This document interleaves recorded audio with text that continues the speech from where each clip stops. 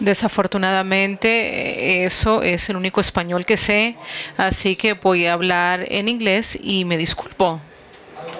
No voy a estar hablando acerca del parto por cesárea el día de hoy. Voy a hablar acerca de cómo se puede reducir el parto por cesárea y poder tener un parto seguro y un parto vaginal. Bueno, Emanuel Friedman en los 50 compiló la curva de parto que muchos de nosotros conocemos, pero debido al incremento en las tasas de cesárea en los 80s y en los 90s y hasta la fecha, un grupo un grupo denominado el Consorcio en el Parto Seguro decidió revisitar este tema y trató de ver los patrones de parto con unos resultados neonatales cuasi normales. Ellos también trataron de ver las prácticas de parto por cesárea en los Estados Unidos y quiero mostrarles algunos de estos datos. Esto fue un consorcio de 19 hospitales en los Estados Unidos con más de 200,000 partos entre 2002 y 2008. Todos los partos fueron de más de 23 semanas y los datos provinieron de registros electrónicos. Ellos clasificaron las indicaciones para cesárea en 3 grupos. Aquellas que tuvieron indicación clínica, aquellos que eran realmente electivas y una categoría mixta donde se presentó alguna indicación, pero la verdad no eran realmente indicadas y el médico y el paciente decidieron hacer una cesárea. Ellos encontraron que la tasa de parto por cesárea era del 30.5% y en los hospitales osciló desde el 20% al 44%. Para las mujeres nulíparas, la tasa de cesárea fue del 31% y de todos los partos por cesáreas, el 31% fueron producidos al hecho de que la madre había tenido una cesárea previa. Habían hospitales universitarios, hospitales comunitarios y hospitales comunitarios sin ningún tipo de docencia y la tasa de cesáreas en general. Y para muchas categorías de mujeres osciló ampliamente, como ustedes pueden ver aquí. Esta diapositiva nos muestra los 2 motivos más importantes que nosotros podemos necesitar para reducir la tasa de cesárea. La primera es aquellas mujeres que han tenido parto inducido. Para todas aquellas mujeres, ese fue un 30% de todos los partos y 19% de todas las cesáreas. La segunda categoría fueron aquellas mujeres que habían tenido parto por cesárea previamente y tenían una cicatriz uterina. Eso fue el 11% de todos los partos, pero el 30% de todos los partos por cesárea. Así que si nos podemos enfocar en esto, nosotros podemos tener la posibilidad de reducir la tasa de cesárea de manera significativa. La otra cosa que ellos hicieron fue tratar de ver cuáles curvas, cómo se veían las curvas de parto espontáneo a lo largo del tiempo, pero solamente en aquellos pacientes que habían tenido partos vaginales y que habían tenido desenlaces neonatales normales. Ellos trataron de tomar los 200,000 en su base de datos e eliminaron muchos motivos que podrían alterar los patrones de parto. Ellos eventualmente terminaron con 62,000, aún así un número muy elevado, para aquellas mujeres que solamente habían tenido parto vaginal y habían tenido desenlaces neonatales cuasi normales. Las mujeres tendrían a ser admitidas a un estado más avanzado del parto y iniciaron la curva para mujeres con 5 centímetros y iniciaron con 4 centímetros para mujeres nulíparas. Esto fueron la tabla demográfica del artículo para resaltar que la dilatación cervical al ingreso era de 4 centímetros para mujeres nulíparas y de 4,5 o 5 centímetros para mujeres con partos previos. Ellos también pudieron ver que el 80-90% de fases en admisión y el número de exámenes vaginales durante el parto fue 5 para mujeres nulíparas y 4 para mujeres multíparas. El 50% de las mujeres recibieron oxitocina para aumentación y se utilizó la epidural en el 80% de las mujeres. Yo le quiero decir estas cifras para que ustedes puedan comparar con lo que sucede en su hospital. Friedman pudo hacer una curva en los 50s y en los 70s que parecía demostrar que una vez iniciaba el parto, se presentaba una aceleración del parto donde se incrementaba la dilatación de manera más rápida con el tiempo, pero él también demostró que se reducía entre los 8 y 10 centímetros, algo que él denominó la fase de desaceleración. Esta es la curva del consorcio en parto seguro. Fue diferente para las mujeres nulíparas. Duró más que la curva para mujeres multíparas, y si fuera para uno o para dos no importaba, la verdad es que eran muy similares. Como todos sabemos, el parto sucede en mujeres más rápido para mujeres multíparas y es más lento para mujeres nulíparas, pero es muy importante la verdad que ellos no vieron ninguna reducción entre 8 y 10 centímetros. Esto puede ser la diapositiva más importante. Yo llevo esto en mi bolsillo casi todo el tiempo para que no tenga que recordar todas estas cifras. Aquí muestra cuánto toma el poder pasar de una dilatación al próximo centímetro para mujeres multíparas o mujeres nulíparas. Por ejemplo, el promedio para pasar de 5 a 6 centímetros para mujeres nulíparas fue de 0.8 horas, casi una hora. Pero el percentil 95, aquellas que eran las madres y que aún tenían parto vaginal y desenlaces neonatales normales, fue de 3.2 horas. Para las mujeres paras fue muy similar, pero si vamos de 6 a 7, de 7 a 8, de 8 a 9, la verdad es que fue mucho más rápido para las mujeres con partos anteriores comparadas con las mujeres nulíparas.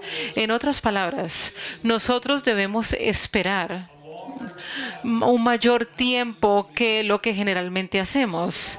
6 horas para pasar de 4 a 5 en la mujer nulípara. Casi 2 horas para pasar de 6 a 7 en mujeres con partos anteriores. Generalmente nosotros no esperamos tanto tiempo, nosotros deberíamos esperar más. ¿Por qué hacemos esto? Porque en el 89 nuestro colegio americano dijo que las mujeres están en parto cuando están en 4 centímetros o más. Y si han tenido unas unidades de Montevideo adecuadas durante 2 horas sin presentar cambios cervicales, eso quiere decir que la cesárea está indicada porque se ha interrumpido el parto. Pero esto ha cambiado debido al consorcio por parto seguro. Pero adicionalmente hay otros datos, hay otros artículos, y esto es uno que nos demuestra que nosotros podemos esperar mayor tiempo. Aquí estamos tratando de ver si pueden pasar más de 2 horas con unidades de Montevideo adecuadas antes de iniciar el parto por cesárea. Una vez que han tenido 2 horas sin progreso, ellos admitieron un transductor por presión en el útero y ellos utilizaron oxitocina y que siguieron continuando con la oxitocina hasta terminar con un patrón de contracciones mayor de 200 unidades de Montevideo o hasta que el parto progresa. Ellos encontraron que la tasa de parto por vaginal era del 2% en estas mujeres y la corionitis o la endometritis solamente se presentó en las mujeres nulíparas el 10% y 5% y en mujeres multíparas solamente un 2%. Unas tasas muy bajas de infección cuando se permite que la mujer tome más para alcanzar el parto vaginal.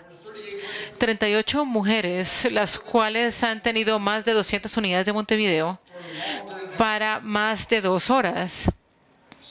61% de estas mujeres tuvieron un parto vaginal.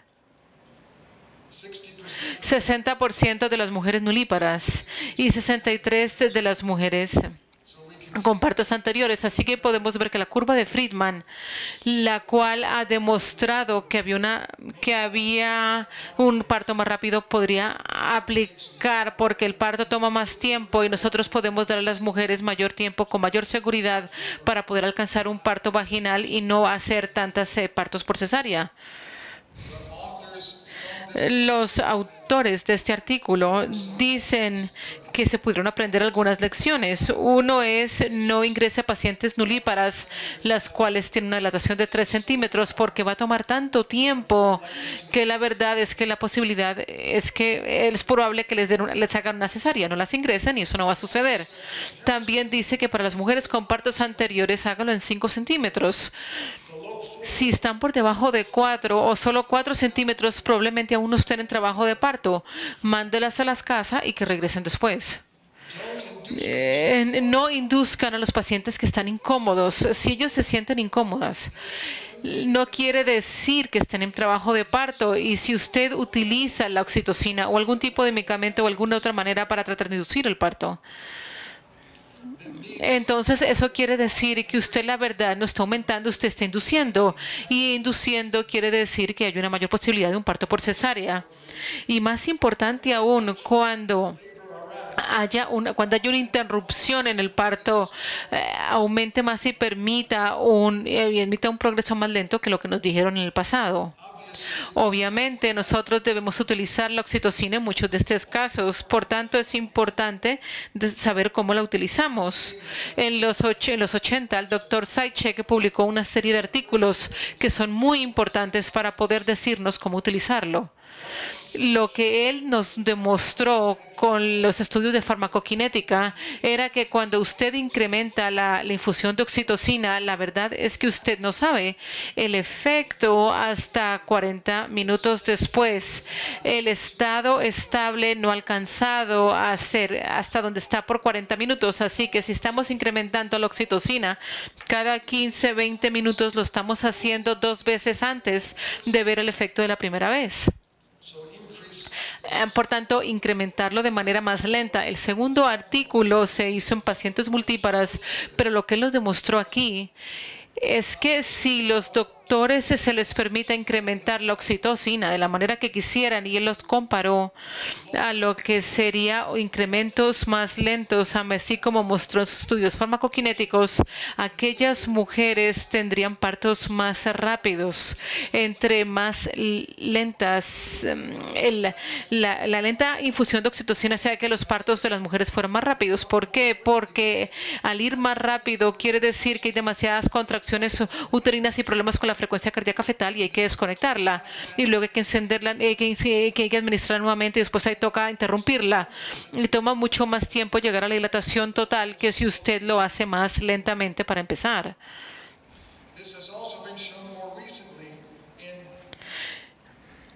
Esto es algo que se mostró en estudios basados en tiempo como este del Dr. Clark. Ellos tomaron un periodo de tiempo donde permitieron que los doctores utilizaran una oxitocina de una dosis más elevada, unos incrementos más elevados. Ellos compararon los desenlaces de las mujeres con otros donde instauraron un protocolo de oxitocina que fue de dosis baja junto con una lista de verificación y otro tipo de características de seguridad. Esto nos demuestra el tipo de lista de verificación que incluía que tenía que haber un registro prenatal, la edad gestacional debía estar documentada, el consentimiento, el cervix firmado y el patrón de monitoreo cardiofetal también tiene que ser evaluado, así como el consentimiento informado. Y lo que ellos demostraron es que después que ellos instauraron el protocolo de baja dosis,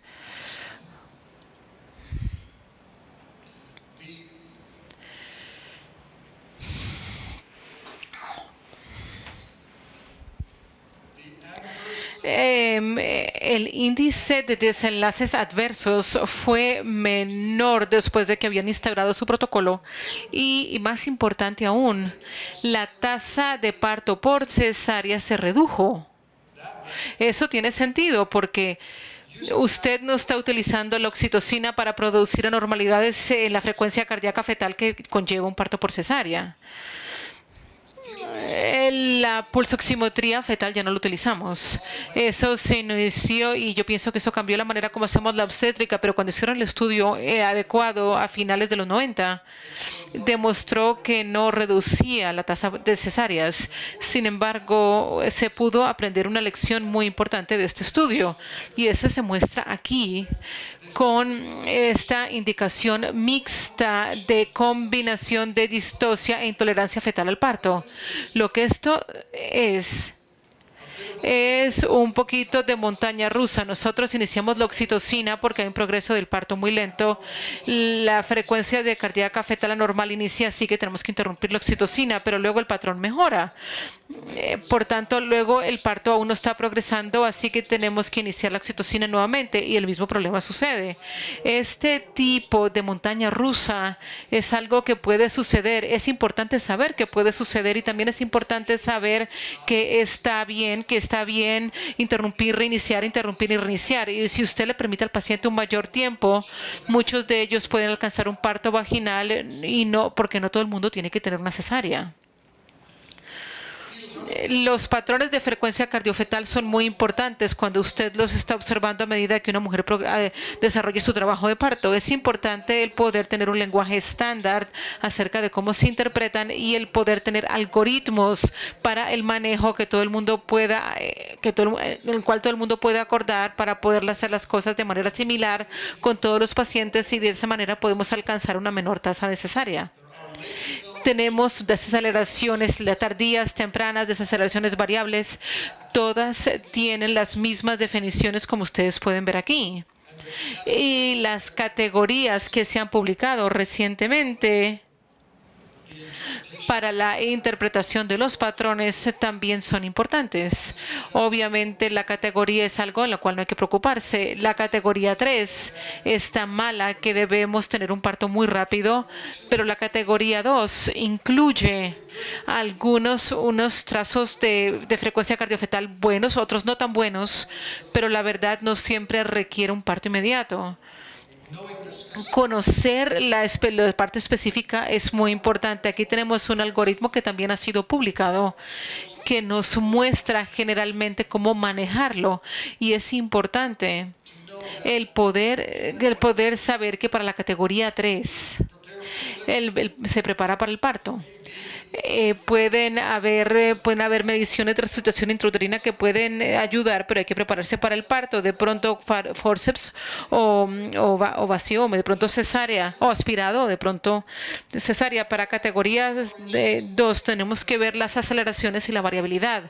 Si la aceleración y la variabilidad son buenas, se puede continuar y la cesárea no es necesaria, pero si la aceleración están ausentes o si hay una variabilidad mínima ausente, entonces se deberían llevar a cabo medidas de resucitación intrauterina y si eso mejora el trazado, pues se continúa. Y si no, se puede utilizar aspirado, forceps o cesárea como la mejor elección. Estos son las mediciones de resucitación intrauterina, la posición lateral, la administración de oxígeno, bolos de fluido intravenoso, el reducir las contracciones intrauterinas, ya sea reduciendo o interrumpiendo la oxitocina o administrando un agente como la turbitulina que pueda inhibir las contracciones. Todos pueden ayudar a mejorar los patrones para que la cesárea no sea necesaria. Si usted considera que la cesárea puede ser necesaria, prepárese, porque si usted necesita ir rápidamente, muchas de las cosas que ven aquí, si se pueden hacer con tiempo, usted los puede preparar para que sea más rápido. Aquí podemos ver un algoritmo para utilizar pruebas de estimulación. Las pruebas de estimulación están diseñadas para poder tener una aceleración de la frecuencia cardíaca fetal, el vibrador, así como la estimulación digital puede generar una aceleración. Si usted lo tiene, es una buena señal. Eso quiere decir que no hay acidemia y por tanto la cesárea no se necesita. La comunicación es muy importante. Movilizar al equipo de manera temprana. Está bien el poder anunciar que usted necesita tener una cesárea y tener todo listo. Y si mejora el trazado, entonces ya no lo necesita. Usted tiene que estar seguro de su conocimiento, que eso es lo mejor para la mujer. No se vea decir, bueno, usted dijo que la cesárea era necesaria, ahora está diciendo que no. Usted no está manejando las cosas bien. De hecho, ese sí es el manejo adecuado. En Cornell, en la ciudad de Nueva York, donde yo trabajo, nosotros compilamos un artículo hace unos cuantos años mostrando cómo el manejar las cosas en la sala de parto puede ayudar a mejorar la seguridad. Nosotros tuvimos un entrenamiento para todos los que trabajaban en la sala de parto. Tenemos registros médicos electrónicos para que todo el mundo hiciera todo de manera similar, una cadena de comunicación que nosotros le invitamos a las personas a que llamaran a la gente más seniors en el caso de dificultades, un protocolo de oxitocina y una lista de verificación. Hicimos bolsas intravenosas premezcladas y codificadas por color de sulfato de magnesio oxitocina para que no se confundieran. Y bueno, y un tablero de parto donde se podía saber actualmente cuáles pacientes estaban teniendo qué dificultades rápidamente. Añadimos más asistentes en la sala de parto, asistentes médicos.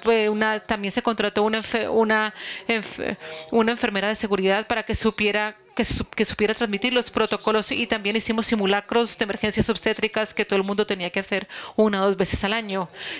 Tuvimos un kit de hemorragia posparto con instrumentos y teníamos otra con medicamentos que podía ser utilizada rápidamente en caso de hemorragia, y tuvimos programas en la cual los médicos y el personal tenían acceso a través del Internet para poder leer y ser evaluados en diferentes escenarios de emergencia y problemas. Esto muestra, aquí vemos el protocolo de oxitocina, es una dosis baja. Es un protocolo de dosis baja que no incrementa muy rápidamente. Y también pudimos mostrar que nuestras demandas y que el dinero que pagábamos todos los años se redujo de 50 millones en el 2003 a 250 mil en el 2009, producto de todos estos cambios que hemos instaurado. No solamente se redujo el número de dinero que pagamos por demandas, que llegó casi a cero, pero los eventos, los desenlaces adversos, los eventos centinelas se redujeron a prácticamente cero en el 2008 y en el 2009. Y desde ese entonces, la verdad es que solamente ha habido 1 o 0 cada año desde ese entonces.